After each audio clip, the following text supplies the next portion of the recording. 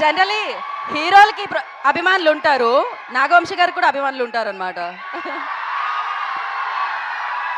I love this. లేదు yeah,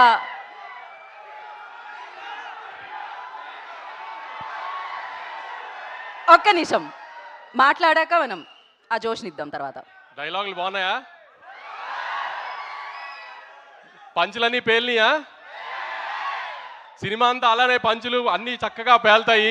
ఏదో పెద్ద కథ చెప్తాము, అదేంటి కొంచెం ఎమోషనల్గా ఫీల్ అవ్వటం అలాంటివి ఏ ఉండవు. చిన్న సింపుల్ కథ, కానీ 2 గంటలు నవ్విస్తూ ప్రతిదీ నవీన్ స్టైల్లో ఒక ఎటకారం పంచులేసుకుంటూనే ఉంటుంది సినిమా అంతా. చక్కగా పండక్కి రండి, గ్యారంటీ నవ్వుకుంటూ వెళ్తారు. వద్దు, కాలర్ లైట్ గురించి ఇప్పుడు ఎందుకు, కానీ అన్నీ మనం తర్వాత చూసుకుందాం, దానికి చాలా టైం ఉంది. కాలర్లు ఎత్తడాలు అవన్నీ మే నుంచి స్టార్ట్ చేద్దాం, ఇప్పుడేం వద్దులే. కానీ పంచులైతే ఏమి ఎక్కడా మీకేమి తగ్గింది అనిపించలేదు కదా ట్రైలర్లో. అదే తను చెప్పినట్టు ఇదంతా జస్ట్ 5-10% సినిమాలో. ప్రతి సీన్లో పంచ్ ఉంటుంది.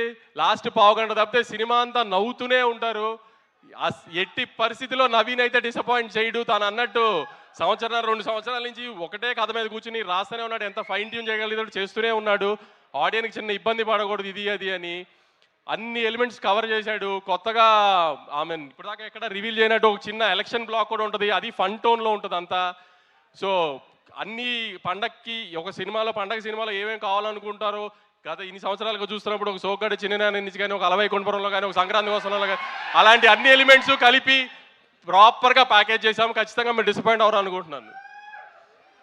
అందరూ థియేటర్స్కి వచ్చి ఖచ్చితంగా సినిమా చూసి మనల్ని అందరినీ ఎక్కుతున్న వాళ్ళందరికీ సమాధానం చెప్తాం. ఈసారి కొంచెం గట్టిగా థియేటర్స్ రండి. Thank you so much Vamshi garu. And నా క్లారిటీతో విన్ కామెడీ